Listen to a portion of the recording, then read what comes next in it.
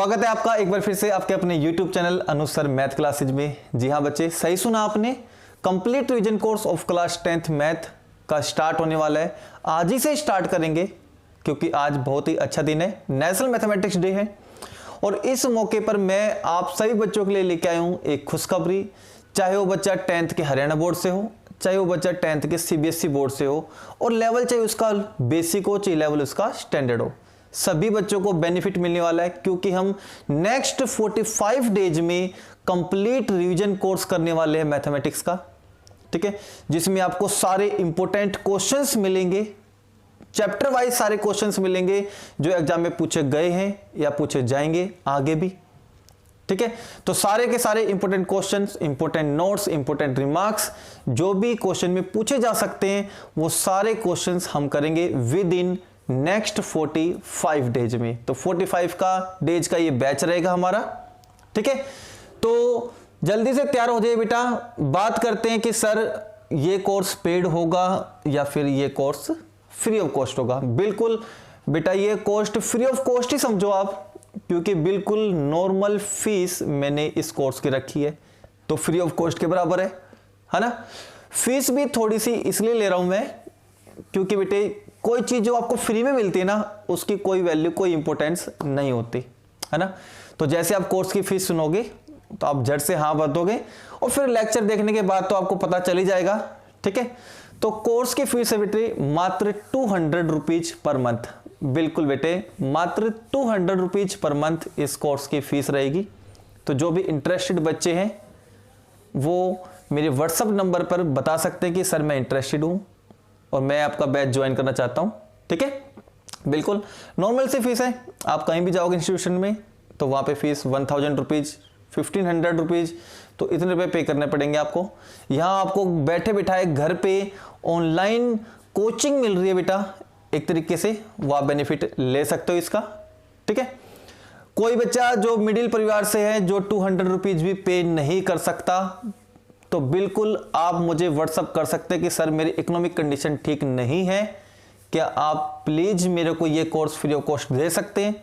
तो बिल्कुल मैं उस बच्चे को जिसकी इकोनॉमिक कंडीशन ठीक नहीं है और वो बच्चा बिल्कुल टैलेंटेड है, पढ़ने का इच्छुक है, मैं उस बच्चे को फ्री ऑफ कॉस्ट ये कोर्स प्रोवाइड कराऊंगा। बिल्कुल उस बच्चे को भी ये कोर्स फ्री में मिलेगा, ठीक है। तो बिल्कुल आप मेरे को फ्रीली व्हाट्सअप कर सकते हो। मेरे व्हाट्सअप नंबर आपको दिखाई दे रहे होंगे बेटे, ठीक है। आज का ये लेक्चर डेमो लेक्चर है, तो सभी बच्चों को लिए फ्री ऑफ कॉस्ट लेक्चर मिलेगा, ठीक है। तो इस लेक्चर को बेटे ध्यान से देखो, समझो। अगर लेक्चर अच्छा लगे तो लाइक करना, चैनल को सब्सक्राइब भी करना, ठीक है। और लेक्चर देखने के बाद कोई बच्चा इंटरेस्टेड है बैच ज्वाइन करने के लिए तो मेरे व्हाट्सएप नंबर पर आप मैसेज कर सकते हो। बिजी हुआ तो थोड़े टाइम के बाद मैं आंसर जरूर देंगे आपका मैसेज का, ठीक है। बिल्कुल आप फ्रीली कांटेक्ट कर सकते हो मेरे व्हाट्सएप नंबर पे, मुझे कॉल भी कर सकते हो पर्सनली, लेकिन आफ्टर 6 PM, ठीक है बेटा। तो करते हैं बेटा आज का डेमो लेक्चर स्टार्ट। चैप्टर 1 से स्टार्ट करेंगे, ठीक है। चलिए बेटा स्टार्ट करते हैं चैप्टर 1 से। Chapter 1 real number.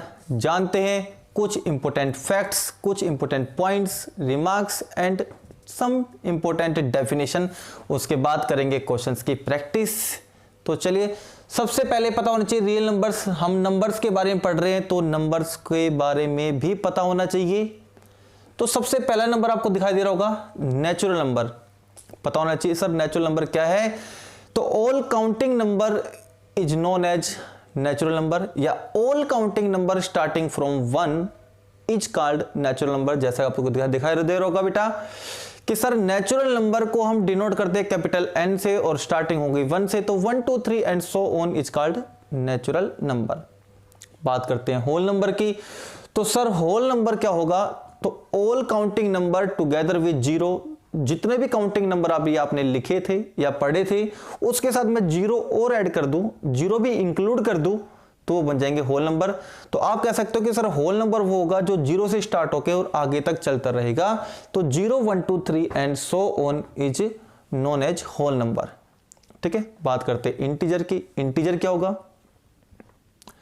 तो सर इंटीजर में हम इंक्लूड करेंगे जितने भी आपके नेचुरल नंबर है वो, and negative of natural number together with zero. तो कह रहे हैं सर जितने भी आपने नेचुरल नंबर लिखे हैं वो ठीक है, उसके बाद आप उन सभी का नेगेटिव ऑफ नेचुरल नंबर ले लो, means -1 -2 -3 and so on. Together with zero, zero भी इंक्लूड करना है, उसको बोलेंगे हम इंटीजर, सेट ऑफ इंटीजर। जिसकी बात करें कि सर हमें यह भी बताओ कि पॉजिटिव इंटीजर कौन से होते हैं, नेगेटिव इंटीजर कौन से होंगे, और जीरो इंटीजर क्या होता है। ठीक है, तो जीरो से जो राइट में जाएंगे, जीरो से जो राइट में जाएंगे उसको हम बोलेंगे positive integer, means 1 2 3 4 5 and so on is called positive integer, and -1 -2 -3 -4 is called negative integer. Positive integer zero से बड़े होंगे, जीरो इसमें इंक्लूड नहीं होगा। नेगेटिव इंटीजर जीरो से छोटे होंगे, उसमें भी जीरो इंक्लूड नहीं होगा। तो बात करें जीरो की, zero is known as zero integer which is neither positive nor negative. वो ना तो पॉजिटिव इंटीजर में काउंट होगा, ना ही नेगेटिव इंटीजर में काउंट होगा।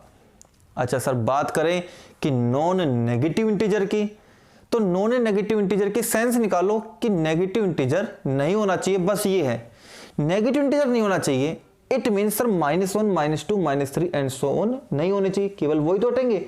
तो इसमें इंक्लूड होगा sir 0 1 2 3 and so on is called non negative integer. ठीक है, तो इस तरीके से हम समझेंगे। बात करें रैशनल नंबर की, तो रैशनल नंबर होगा कोई भी नंबर जो p अपॉन क्यू की फॉर्म में होगा, कोई भी नंबर जो p अपॉन क्यू की फॉर्म में होगा, where p and q are any integer. p और q कोई भी इंटीजर हो सकते हैं। आल्सो q, जो q होगा डिनोमिनेटर में, वो जीरो नहीं होना चाहिए। अगर वो जीरो हुआ तो फिर वो नॉट डिफाइंड केस में चला जाएगा और वो रैशनल नंबर नहीं होगा। ठीक है, इस बात का को ध्यान रखना है। बात करें एग्जांपल की, तो सर क्या जीरो रैशनल नंबर है? यस, क्योंकि जीरो इंटीजर है, क्योंकि जीरो इंटीजर है। मैंने कहा था p and Q R both integer, p और क्यू इंटीजर होंगे, और मैंने अभी लिस्ट बनाई थी उसमें जीरो को इंटीजर में शामिल किया था।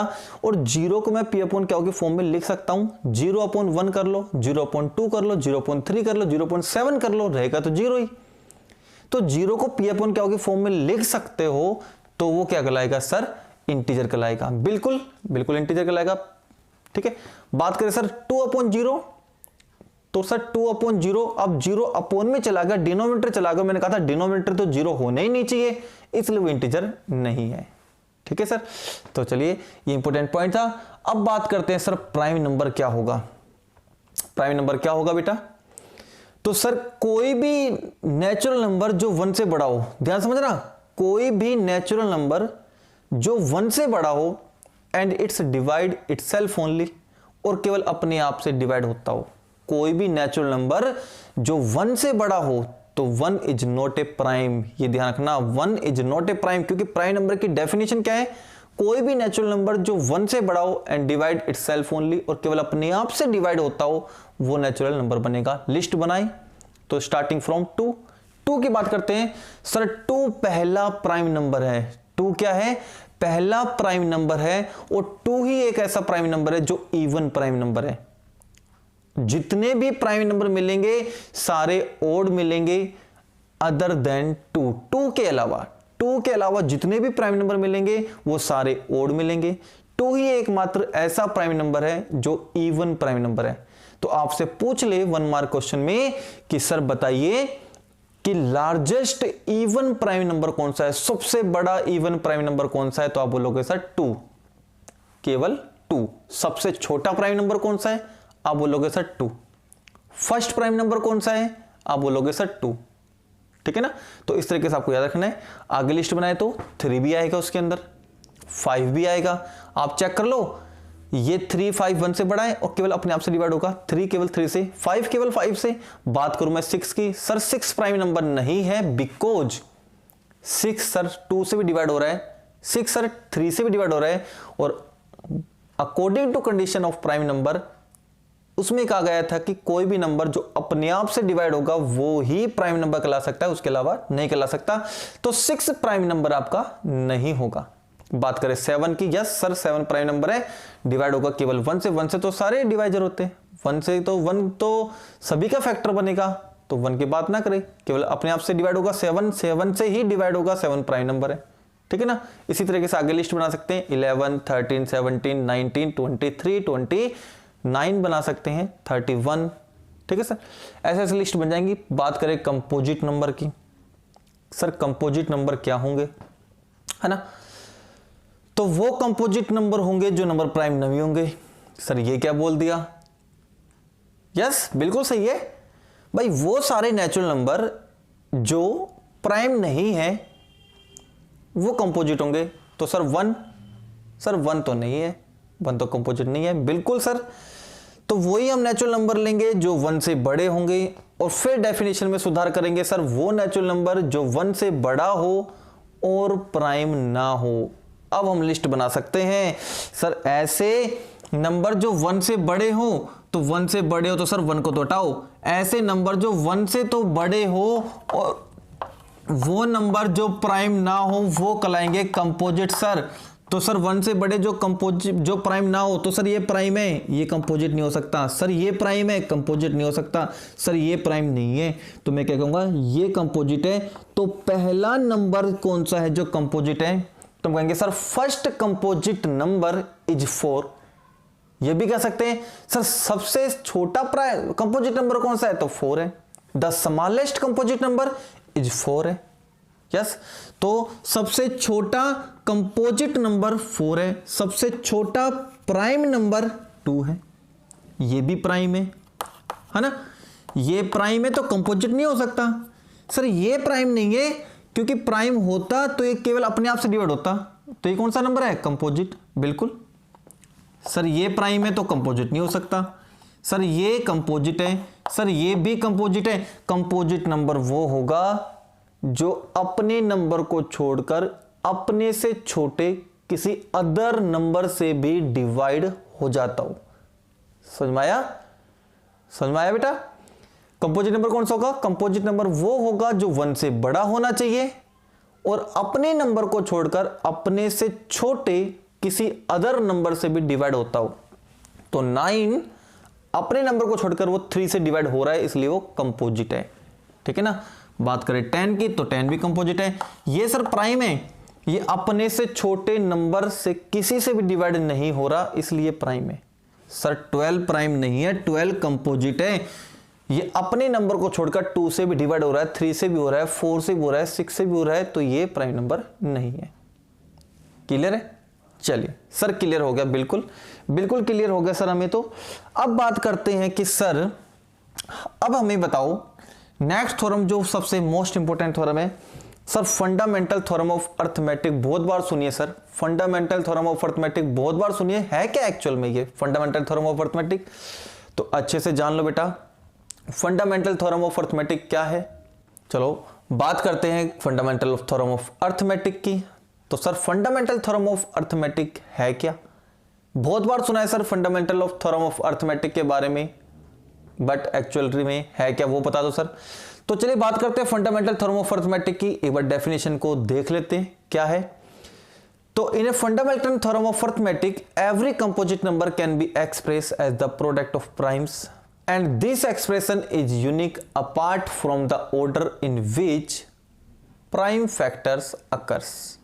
बस समझो, कह रहे कि sir fundamental theorem of arithmetic के अंडर हम किसी भी कंपोजिट नंबर को एक्सप्रेस कर सकते हैं, चेंज कर सकते हैं, बदल सकते हैं प्रोडक्ट ऑफ प्राइम नंबर्स, दो प्राइम नंबर्स के प्रोडक्ट के फॉर्म में लिख सकते हैं, ठीक है ना। और जो एक्सप्रेशन हम लिखेंगे वो यूनिक होगा, उसके अलावा उसके फैक्टर और कोई नहीं बना सकता।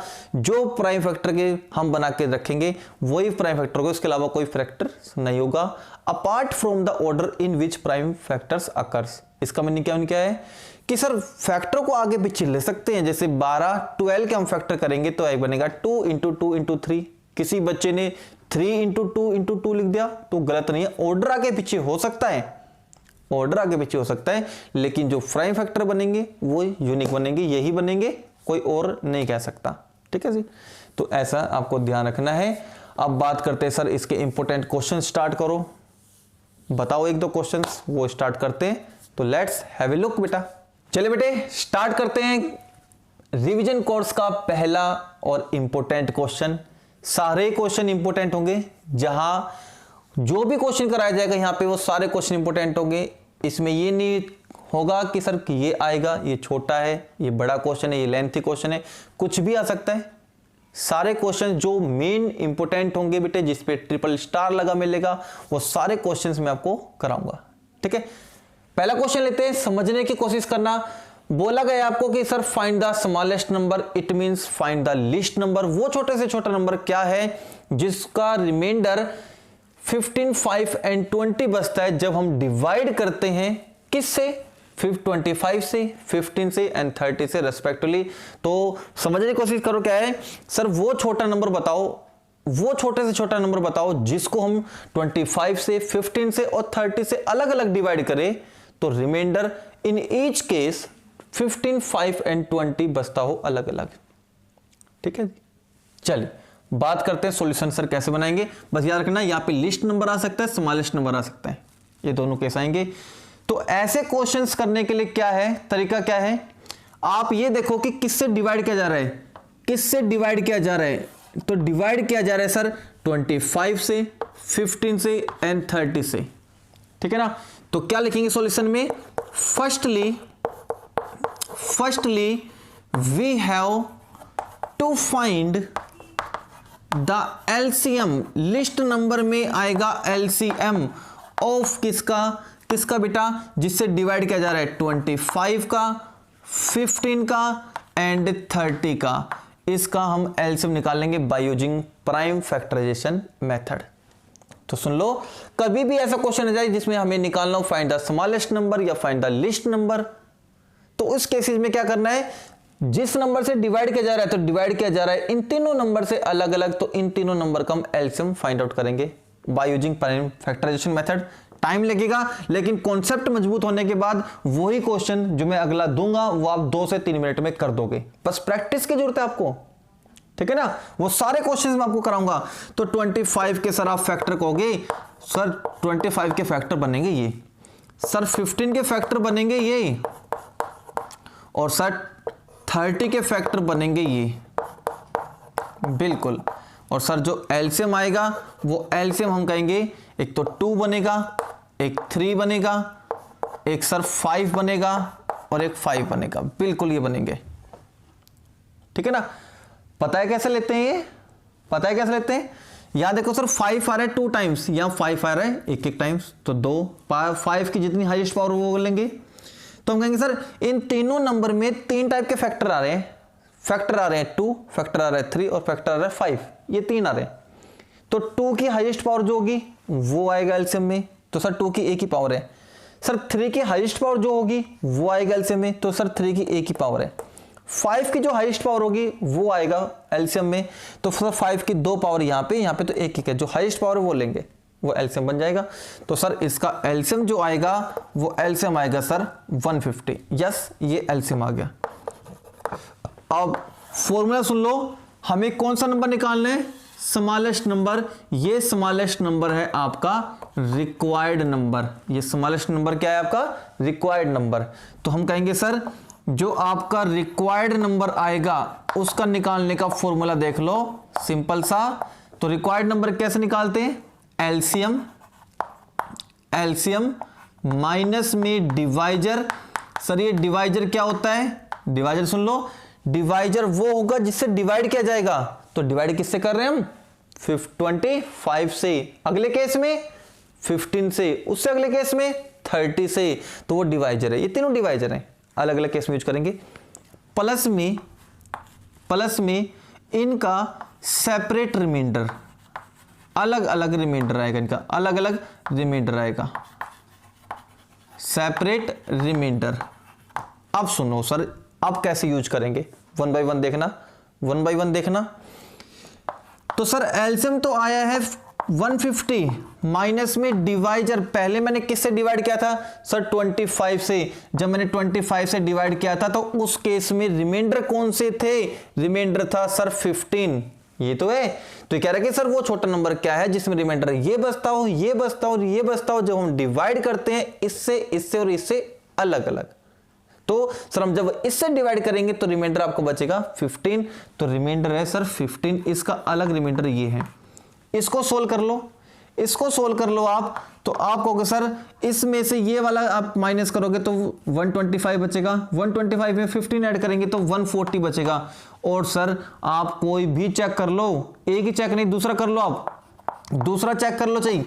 एलसीएम है 150, डिवाइजर हम किससे डिवाइड कर रहे हैं, 15 से डिवाइड कर रहे हैं, उस केस में रिमाइंडर कितना बच रहा है, सिर्फ ओनली 5 रिमाइंडर बच रहा है। चेक कर लो, इसमें से ये माइनस करोगे तो 135 बचेगा, 135 में से 5 ऐड करेंगे तो 140 बचेगा। सर हमें तो ये चेक और करके दिखाओ। नेक्स्ट वाला सर एलसीएम तो हमारे पास 150 है, माइनस में डिवाइजर कितना है, डिवाइजर सर हमारे पास 30 है, और सर उस केस में रिमाइंडर कितना बच रहा है, रिमाइंडर सर हमारे पास 20 बचा हुआ है, इस केस में 20 रिमाइंडर बचा हुआ है। बिल्कुल इसमें से ये माइनस करेंगे तो 120 बचेगा, 120 में 20 माइनस प्लस करेंगे तो 140 बचेगा। तो तीनों ही केस में 140 आ रहा है, ठीक है ना, 140 आ रहा है। आप तीनों ही एग्जाम में करके दिखाओगे, तीनों को ही एग्जाम में करके दिखाना है ताकि वेरीफाई हो जाए बिल्कुल यस है। तो हम कहेंगे sir hence 140 is the smallest number, paper में लिस्ट नंबर लिखा मिले तो लिस्ट नंबर लिख देना, hence 140 is the smallest number which leaves remainder, और क्या रिमाइंडर बेटा, रिमाइंडर कितना 15, 5 एंड 20 व्हेन डिवाइडेड बाई, किससे डिवाइड कर रहे हैं हम, 25 से, 15 से एंड 30 से रेस्पेक्टिवली अलग अलग डिवाइड कर रहे हैं। बिल्कुल समझ में आ गया सर, ये कॉन्सेप्ट था और ये क्वेश्चन आ सकता है 2 मार्कर में और 3 मार्कर्स में, बिल्कुल आ सकता है सर, बिल्कुल आ सकता है। तो इस टाइप के क्वेश्चन आप जरूर तैयार करके रखें, ठीक है ना। एक अगला क्वेश्चन लूंगा और आपको दिखाऊंगा कि अगला क्वेश्चन आप कितनी स्पीड से कर सकते हैं। बस ये वाला फॉर्मूला आप अपने माइंड में सेट कर लो तो आप कोई भी क्वेश्चन कर सकते हो, कोई भी क्वेश्चन कर सकते हो इस टाइप का, ठीक है बेटे। तो अगला क्वेश्चन देखिए, एक और क्वेश्चन, फिर उससे अगला क्वेश्चन आपके लिए, ठीक है। Let's have a look. चलिए बेटा इसी टाइप का सेकंड क्वेश्चन और लेते हैं। क्या लिखा हुआ है इसमें, फिर से फाइंड द स्मॉलेस्ट नंबर, तो ये आपका हो गया required number which leaves the remainder 8 and 20। इस बार रिमाइंडर क्या बच रहा है बेटे, 8 बच रहा है एंड 20 बच रहा है, when divided by 34 and 46 respectively. क्या करना है आपको, नोट करना है कि सर डिवाइडेड केस से क्या जा रहा है, 34 से डिवाइड किया जा रहा है और 46 से डिवाइड किया जा रहा है। तो सॉल्यूशन में हम कहेंगे sir firstly we have to find the LCM of, किससे डिवाइड किया जा रहा है 34 से, एंड किससे डिवाइड किया जा रहा है 46 से। इन दोनों नंबर्स का हम LCM निकालेंगे। तो सर 34 का जो LCM आएगा, मतलब प्राइम फैक्टर जो बनेंगे वो तो सर ये बनेंगे, और 46 के जो प्राइम फैक्टर बनेंगे वो तो सर ये बनेंगे। आप कहोगे सर एलसीएम क्या आएगा इसका, तो हम कहेंगे सर एलसीएम, एक तो कॉमन फैक्टर 2 ही आ रहे हैं, एक सर 17 आएगा और एक 23 आएगा। चलो मल्टीप्लाई करके देखते हैं। सर 17 दूनी हो गए 34 और 34 को हम 23 से मल्टीप्लाई करेंगे तो 4 × 12 हो गए, और सर ये बन जाएंगे 782 टोटल, ये बन जाएंगे टोटल 782 इसका एलसीएम आएगा। अब बात करते हैं सर, अभी आपने जो बताया था वो फॉर्मूला क्या है रिक्वायर्ड नंबर का, तो हम कहेंगे सर जो रिक्वायर्ड नंबर कौन सा, स्मॉलेस्ट नंबर। तो सर स्मॉलेस्ट नंबर कौन सा होगा, तो हम कहेंगे सर जो भी आपका एलसीएम आया वो माइनस में जिससे आपने डिवाइड किया है वो, जो जिससे हम डिवाइड करेंगे वो डिवाइजर, और प्लस में इन दोनों के जो अलग अलग सेपरेट जो रिमाइंडर दिए गए हैं ना वो सेपरेट रिमाइंडर भी आएंगे। बिल्कुल सर यही फॉर्मूला बताया था, दोनों पे यही अप्लाई करके देखेंगे।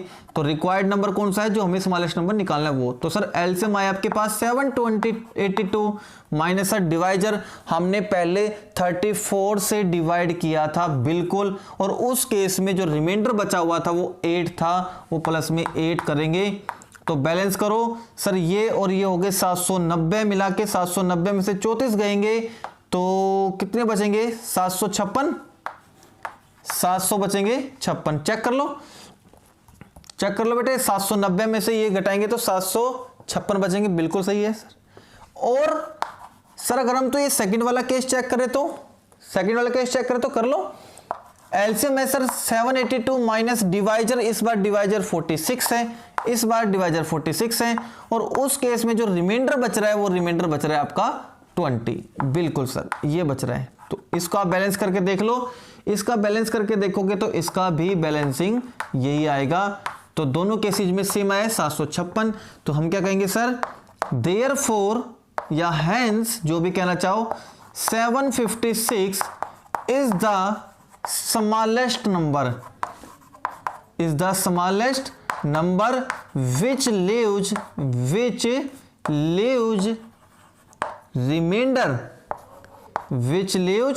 remainder, कितना रिमाइंडर? 8 एंड क्या बेटा 20, और when divided by और किससे? 34 से एंड 46 से।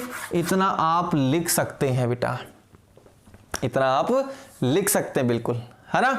अब अगला क्वेश्चन है बेटे आपके लिए, आपके स्क्रीन पर नजर आ रहा होगा बेटा, क्वेश्चन दिखाई दे रहा है। ये क्वेश्चन आपको करना है और इसका आंसर मेरे को कमेंट बॉक्स में करना है बेटा, इसका आंसर मेरे को कमेंट बॉक्स में करना है। हर दिन मैं 2 क्वेश्चन आपको डू इट्स यूर सेल्फ के लिए दूंगा, अपने आप करने के लिए। 2 से ज्यादा भी हो सकते हैं, 5 भी हो सकते हैं, 10 भी हो सकते हैं।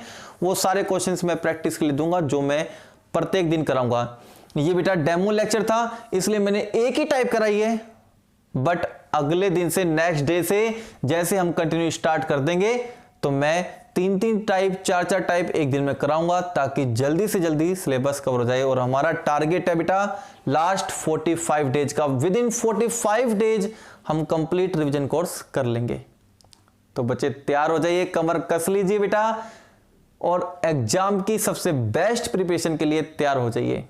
ठीक है, आपकी अच्छी से अच्छी प्रिपरेशन कराने का मेरा दावा है बेटा, बिल्कुल अच्छी प्रिपरेशन करा दूंगा, बट आपको मेरे साथ देना होगा, मेरे साथ साथ पढ़ना होगा बेटे। जितना मैं होमवर्क बताता हूं उससे डबल होमवर्क आपको करना है, और रोज मेरे को ये सुनना पड़े बेटे कि सर आगे होमवर्क दो, आगे होमवर्क दो।